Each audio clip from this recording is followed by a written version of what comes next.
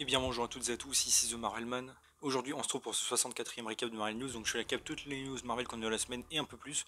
On y va. On commence avec Shulk, car on a eu le making of, on a eu énormément de concept art. On a appris que Scar avait 17-18 ans dans le MCU. Aussi je mets ça en lien, on a eu des photos qui n'ont pas été utilisées dans Miss Marvel. Du QG de Damage Control on peut voir Daredevil, Titania et aussi Mighty Thor au passage. Assez intéressant. Et dans le making of ils ont aussi parlé un peu des effets spéciaux, qu'ils ont essayé de bien garder le visage de l'actrice. Bon, moi ça n'a pas trop réussi. Et aussi que les effets étaient plus galères à faire que Thanos parce que She-Hulk a plus d'émotions. J'ai fait bah non, je crois pas. Dans Infinity War, Thanos a plus d'émotions, je pense. Mais bon, en tout cas, voilà. Ensuite, par rapport à Daredevil Born Again, on a eu énormément d'infos et aussi de rumeurs. Déjà, des leakers fiables commencent à dire que c'est quasi sûr que finalement la série soit TVMA, donc moins de 18 comme elle l'était sur Netflix en fait. Donc je parle niveau de violence. On sait que Marvel va faire plus de programmes TVMA, mais donc ce serait parfait pour Daredevil. Ensuite, rumeur que l'intrigue en général, donc comme j'en ai déjà parlé dans d'autres vidéos, ce soit en fait une première partie avec Ten Fingers, c'est un méchant dont j'ai déjà parlé. Ensuite, Bullseye qui revient, probablement avec le Punisher. Et enfin, Fist qui devient maire. Aussi apparemment, donc ça mettra en place Spider-Man 4, il y avait déjà des rumeurs, mais des rumeurs nouvelles le redisent. Apparemment aussi le ton de la série, parce que ça joue aussi, hein, malgré le fait que ce soit TVMA, le ton de la série serait vraiment comme celui de Netflix. En même temps c'est une suite donc logique, mais je dis dans le sens se mature, et voilà, pas de blague toutes les 3 minutes quoi. Et ça me réjouit particulièrement. Aussi évidemment la continuité, même si on le savait, sera complètement préservée, et apparemment ils vont bien faire attention à faire zéro incohérence, ce qui est logique encore une fois puisque c'est la suite. On a aussi l'acteur de Ellison qui était dans Daredevil, le patron de Ben Urich puis de Karen Page qui est journaliste. Apparemment il aurait dit à un leaker qu'il revenait, en tout cas qu'on lui avait demandé de revenir, et qu'on après le gars a demandé si le Bullseye et le Punisher revenaient aussi, il a souri, il a rien dit. Donc bon, on peut se douter en tout cas qu'ils reviendront tous, ça me paraît logique, et pour Ellison aussi. Ensuite, d'autres détails, c'était le doubleur cascade de Daredevil, qui a dit que pour la saison 4, ils avaient prévu une scène de couloir comme les autres saisons, mais qui aurait été 1000 fois mieux et qui aurait éclaté les 3 précédentes, avec une caméra plus sauvage, des chorégraphies et tout. Donc évidemment, bon, je regrette très fort qu'on n'ait pas eu en tout cas ces actions. Mais la bonne nouvelle, c'est qu'il dit avoir encore tous les plans, les notes et références qui ont été faits pour la scène, et donc elles peuvent être encore utilisées. Donc évidemment pris pour que ça y soit dans Daredevil Born Again. Il a redit d'ailleurs aussi que l'action doit rester évidemment très terre à terre et qu'il ne faut pas de CGI ou trucs comme ça n'a aucun poids et que les fans en général préfèrent l'action réelle. Je suis complètement d'accord. On a aussi d'autres leakers qui retisent Blind Spot, évidemment, il y avait déjà des rumeurs. De nouveau aussi qui disent qu'il y aurait White Tiger, personnage que j'aime beaucoup, et qui déguisement était d'ailleurs déjà mentionné dans Jessica Jones, en Jay Del Toro. Alors il y a aussi des rumeurs là que Jenna Ortega puisse la jouer, alors c'est bien une rumeur absolument, enfin d'une source absolument pas fiable. Que White Tiger y soit, oui, que cette actrice la joue, non. Après bon, ce serait cool. Aussi on a l'entraîneur de John Bertal, donc le Punisher, devrait être normalement dans cette série, qui tisse sur un terme le retour du Punisher pour la phase 5. Évidemment très intéressant et ça me hype particulièrement. Il y a aussi d'ailleurs eu des rumeurs, je le case ici, en plus parce qu'il sera dans Daredevil normalement, d'un possible revival de Punisher, donc une espèce de saison 3 qui aura un autre nom. Apparemment ce sera en préparation, bon on verra bien sûr. C'est pas vraiment qu'il y a des indices sur ça. On a aussi Jessica Henwick qui jouait Colleen Wing dans Iron Fist, qui a toujours félicité Charlie Cox encore une fois, qui a dit qu'elle veut revenir, qu'elle veut que toutes ses co-stars de Netflix reviennent aussi évidemment. Et à propos de son retour et tout, que l'acteur de Danny Rand lui avait dit qu'il voulait la revoir aussi avec le Iron Fist, elle a dit qu'évidemment, canoniquement, elle a toujours le Iron Fist la dernière fois qu'on l'a vu, et que donc, bah, techniquement, si on la revoit encore, elle l'aura toujours. Et après, elle n'a pas trop voulu en dire, donc moi je pense qu'il y a quelque chose qui se prépare. On a aussi l'actrice de Karen, qui a redit encore une fois hein, son regret hein, qu'il n'y a pas eu de saison 4 techniquement. Elle n'a même pas pu le dire au revoir à l'équipe parce qu'ils pensaient tous que ça allait recommencer. Elle reparlait aussi de la saison 3, là, quand leur première scène, là, avec Daredevil, quand il lui confie son secret. Ils ont beaucoup réécrit ensemble et tout, elle était remplie, et qu'elle veut finir des trucs avec Karen, qui a d'autres trucs à dire, mais qu'on l'a toujours pas contacté pour le moment. On a appris que le titre de production aussi de Daredevil serait Out of Kitchen, ce qui est assez logique. Et encore une rumeur, même si on le savait déjà, que ça tourne de février à décembre 2023. Pour Echo aussi, on a encore de nouvelles rumeurs. Déjà que le flashback où on rencontrera Daredevil, il y a beaucoup de rumeurs sur ça, se passe bien comme je l'avais théorisé pendant la saison 2 de Daredevil, à l'époque en tout cas. Et c'est une scène juste qu'on n'a pas vue. Apparemment, donc le projet serait bien Peggy 13 aussi. Quasi, le personnage qui était dans Hawkeye, qui était ami et tout, serait bien mort, même si bon, on l'a vu dans Hawkeye, mais apparemment les gens doutaient. Et un truc qui est un peu inquiétant, c'est que des leakers sont très inquiets de la situation d'Echo au niveau de la production. Alors au début c'était en mode par rapport au scénario, aux acteurs peut-être, non pas du tout. Vraiment juste des soucis de production. En fait le problème c'est que la série serait apparemment pas mal réécrite, même énormément, alors qu'ils avaient fini à 90%. Et cette réécriture serait surtout pour coller plus à Daredevil Born Again. Alors bon, si ça améliore la série tant mieux, mais après c'est vrai que ça peut être compliqué même niveau budget. Ensuite, parlons un peu de Black Panther Wakanda Forever avec spoiler. Alors déjà, bon, j'ai fait une vidéo, hein, si vous voulez, évidemment, mon avis sur le film et mon analyse. On a eu la soundtrack du film. On a des producteurs qui disent qu'il existe une director's cut du film. Honnêtement, je pense pas que ça sortira, ou à part s'ils le ressortent éventuellement. Mais bon, pourquoi pas, hein, moi je suis toujours chaud de voir ça. Ils ont dit aussi qu'à la base, le film devait être Chala, qui est perdu donc 5 ans de sa vie. quand l'acteur était encore en vie, et qui devait se réadapter au nouveau monde, quoi.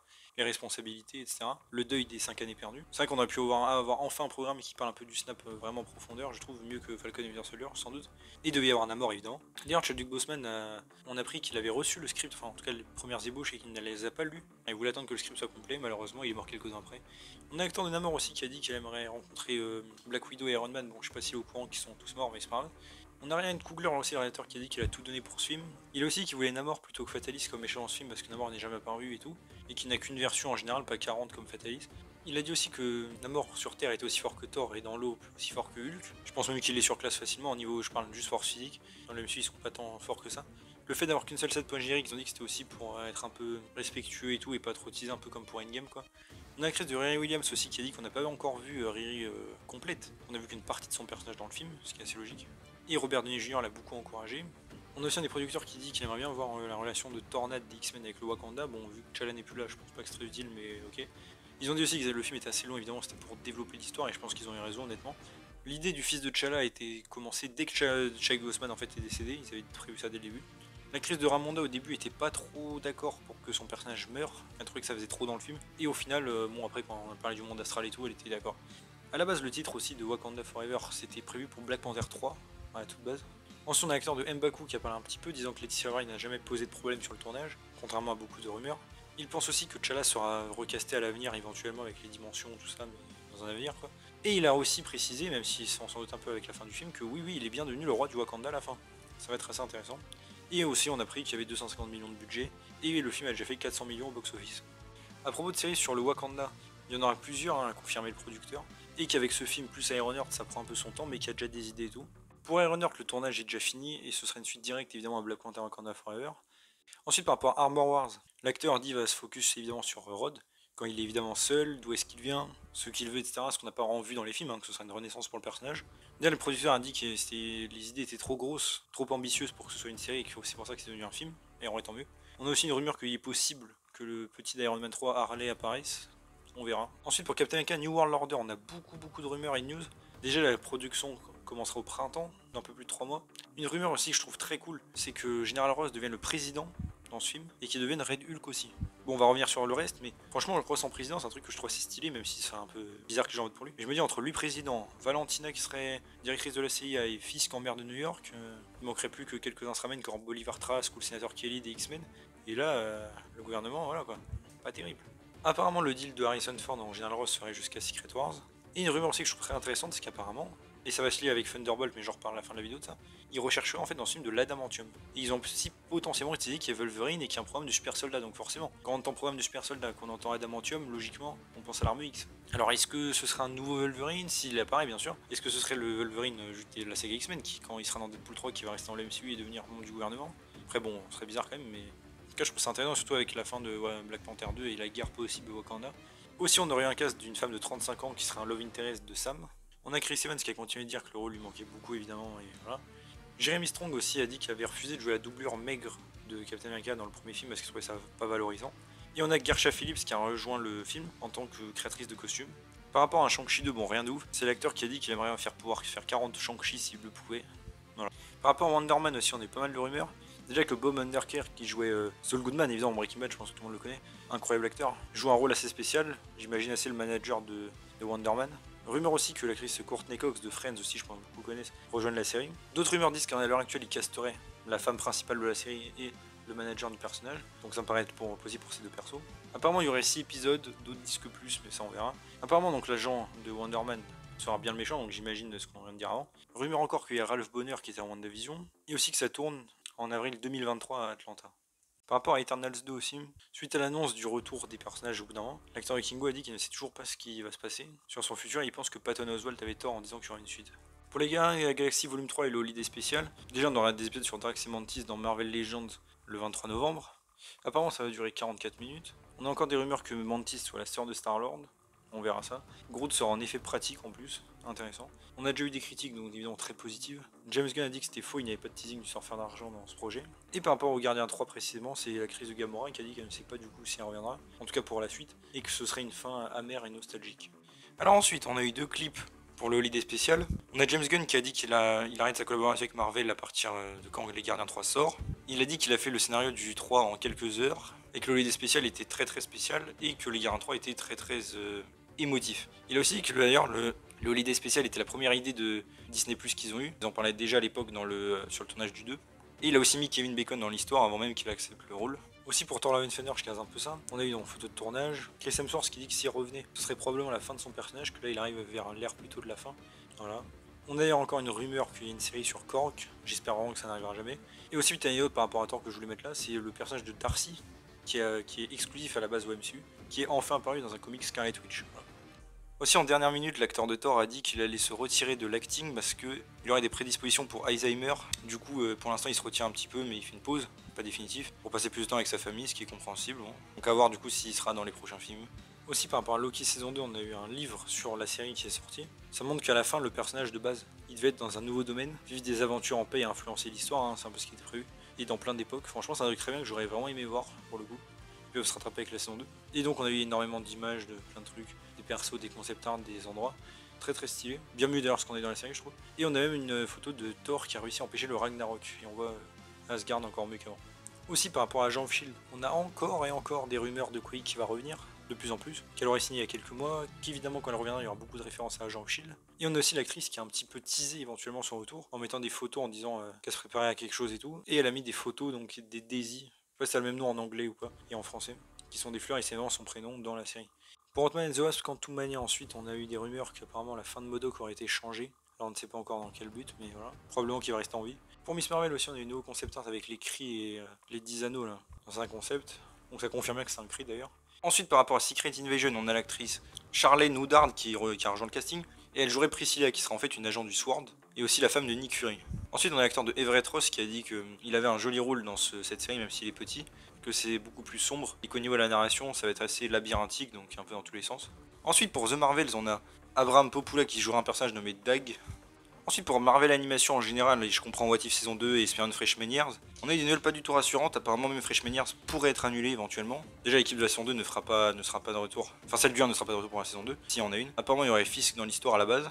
Il y aurait beaucoup de difficultés de licenciement dû à des problèmes de budget, ce qui fait qu'il n'y aurait pas de saison 2 pour les projets à moins qu'il y ait du vrai succès. On a eu une rumeur que What If saison 2 ne pourrait pas arriver, mais ça a été confirmé que Kate Blanchett reprendra le rôle de Ella. Et donc, apparemment, les problèmes seraient surtout liés au fait que ça prend beaucoup de temps, l'animation et tout. Et du coup, c'est vrai que je me dis, mais si seulement Marvel avait un département animation au sein de Marvel, ah bah oui, il y en avait un, mais ils l'ont malheureusement fermé.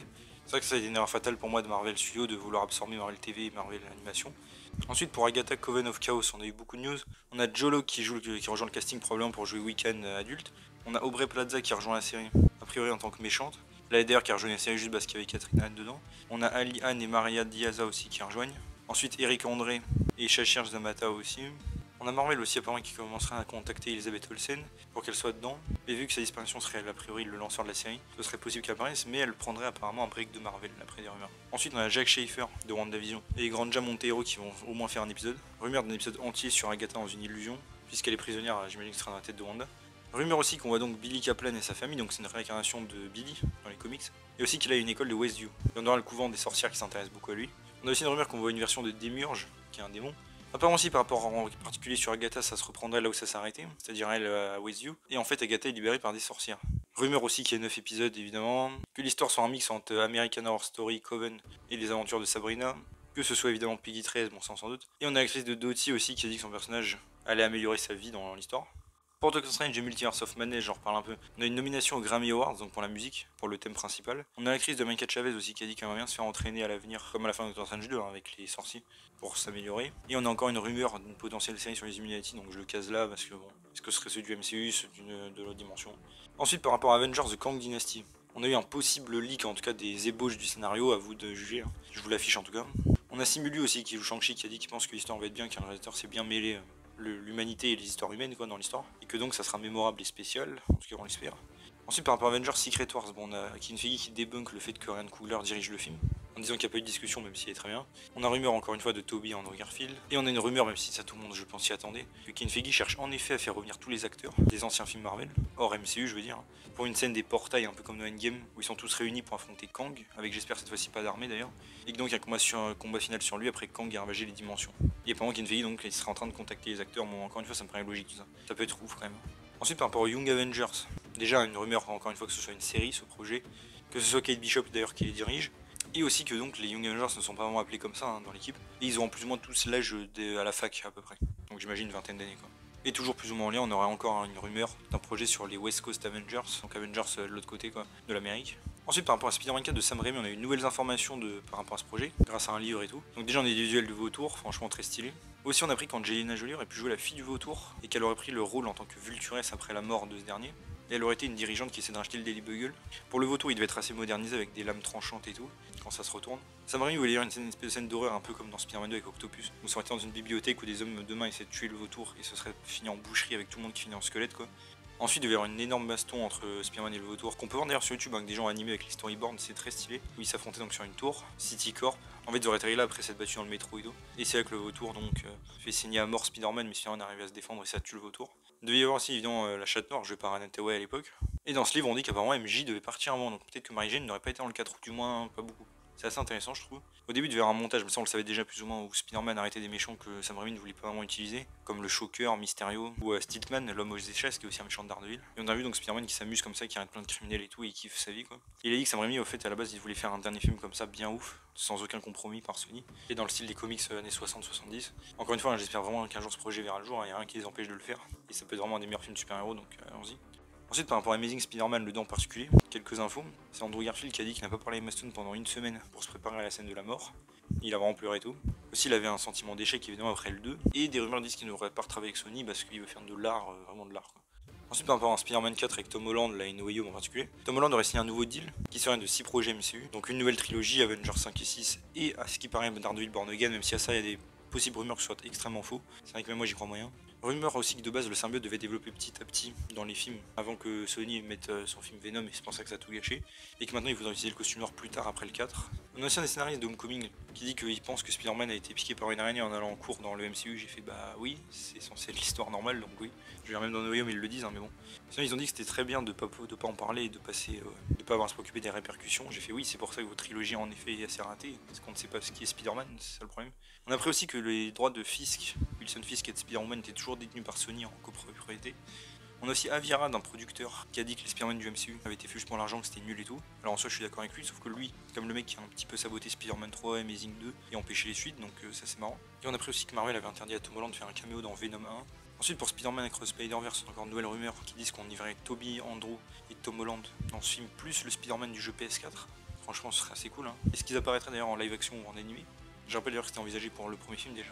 On a aussi Daniel Kaluuya qui jouait dans Black Panther 1, qui doublera Spider-Punk. Ensuite par la série sur Silk et les autres séries Marvel de Sony, on a appris que déjà Silk s'appellerait Silk Spider Society. Donc il y aura plusieurs séries live action sur ces personnages, ils en détiennent plus de 900. Ils le feront donc sur Amazon Prime. On a Angela Kang de Walking Dead qui fera la série Silk. Ce sera produit par les gens aussi, les producteurs de Into the Spider-Verse. L'histoire c'est Silk donc ça s'échappe d'un emprisonnement et cherche sa famille disparue tout en devenant Silk. Ça a l'air assez cool. Pour Morbius 2, on a eu apparemment un script possible du 2 qui paraît quand même extrêmement fake dans la manière d'être, mais vu que ça raconte un peu n'importe quoi, ça m'étonnerait pas que ce soit réel. Et c'est quand même beaucoup de pages et tout qui ont été avec des annotations et tout, donc c'est vrai que c'est un peu étrange qu'il ait quand même perdu son temps à faire ça, mais on sait jamais. Mais c'est probablement fake. Pour Madame Web aussi, on a eu encore des photos de tournage et tout, on peut voir le Daily Bugle aussi. Et aussi, on a eu des nouvelles rumeurs pas très fiables non plus. Quand on y revoit le Harry Osborn de Amazing Spider-Man 2 et le Venom de Spider-Man 3.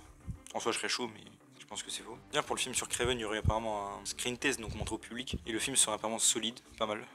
Pour les 4 Fantastiques, on a une nouvelle rumeur de leak qui disent que le film se passerait dans les années 60 au final, avec Galactus et le surfeur d'argent en ennemi. Alors avant de continuer déjà, je trouve ça un petit peu osé. Surtout que Marvel apparemment déteste refaire ce qui a été fait avant, donc c'est bizarre. Et qu'en gros à la fin du film, ils soient virés de leur univers à cause d'une incursion, donc l'univers du MCU. Et que du coup Kang serait dans ce film même s'il n'a pas un grand rôle, pour lier tout ça et les ramener dans les films Avengers. Alors pareil, hein, pourquoi pas, mais c'est vrai qu'encore une fois on redconne tout dans le MCU, il y avait déjà Galactus qui était venu dans les années 60 et tout. Mais on sait que les années n'existent pas dans Captain Marvel, et on sait que les années n'existent pas dans Avengers 1, mais bon. On a aussi Millie Blunt qui redit encore une fois qu'elle n'a pas été contactée pour jouer la femme invisible, qu'elle ne veut pas hein, d'ailleurs du rôle, mais qu'elle est touchée que les fans la veulent à ce point. Et rumeur donc ça filme en janvier 2024. Par rapport à Deadpool 3 et aussi aux 4 Fantastiques, je lis un peu ça, on a une rumeur assez fiable que donc Mobius de la série Loki soit dans ce film. Donc j'imagine que ça va lier tout ça et la TVA évidemment avec lui. Pourquoi pas hein, du coup ça va lier peut-être sans doute tout ça et c'est assez logique. Rumeur que Deadpool va se balader dans d'autres franchises de la Fox, en particulier les 4 Fantastiques de 2005. Et si c'est vrai franchement je kiffe l'idée, j'adore beaucoup les anciens 4 Fantastiques et j'espère aussi qu'ils seront en Secret Wars par exemple. Mais franchement ça peut être très très cool. On a une rumeur un peu moins fiable aussi qu'on ait X23 qui était dans Logan dans ce film. Mais chronologiquement ça colle pas puisque Deadpool 1 se passera avant Logan, ils l'ont déjà dit. On a Hugh Jackman qui tease un peu. On a aussi Deadpool, l'acteur, qui dit qu'il faut garder l'impact de Logan intact. C'est pour ça que ça se passe avant. Ça se verra juste avant l'été de 2023 apparemment, au Royaume-Uni. On a aussi Ryan Reynolds qui a dit qu'il avait rencontré déjà Kevin Feige il y a 3-4 ans pour faire un film Deadpool Wolverine. Il a dit qu'il voulait Taylor Swift dans le film. On a aussi Channing Tatum qui sera en discussion. Je rappelle qu'à un moment il devait jouer Gambit, donc est-ce que ce serait l'occasion enfin pour lui de jouer Gambit ou un autre rôle. Ils ont aussi apparemment casté une femme d'entre 30 et 50 ans pour jouer la méchante principale. D'ailleurs, rumeur que ce soit en fait Danger, qui est en fait la manifestation physique de la salle des dangers des X-Men, là où ils s'entraînent, qui est une espèce de robot quoi, en soit pour eux. Et aussi un cast pour un homme qui sera intelligent, fort, mais pas en costume, qui parlerait donc avec Deadpool et Wolverine. Et par rapport aux X-Men du MCU en général, on a une rumeur qui est évidemment assez logique que Kevin Feige veut lancer les X-Men après Secret Wars, et qui veut d'abord donner une vraie conclusion aux X-Men de la Fox. Ça en vrai je suis assez content de si c'est vrai. La phase 7 commencerait avec des films X-Men, bon pareil logique. Ensuite on a Anna Diop qui joue dans Starfire dans Titan, qui a dit qu'elle veut jouer Tornade dans un film fait par Nikiato Jusu, je sais pas qui c'est un réalisateur. On a aussi l'acteur du Fauve qui jouait dans X-Men 3 qui a dit qu'il serait chaud de revenir, parce qu'il aime le perso, il y a pas un film et un caméo, voilà quoi. C'est vrai qu'il était bon dans le rôle. Aussi on a eu des rumeurs qu'on ait des projets sur Gambit et Magic à l'avenir, bon ça on verra bien sûr. Pour Thunderbolt on a David Harbour, Red Guardian qui a donné beaucoup d'infos, que ça va être drôle, bizarre, qu'il y aura de l'action et que ça va être une bombe. Il dit que le réalisateur a fait un truc très intéressant avec Yelena, il dit que c'est cool, unique, qu'il y a de la comédie, il s'entraîne plus dur que jamais d'ailleurs. Ce sera une équipe de losers comparée aux Avengers.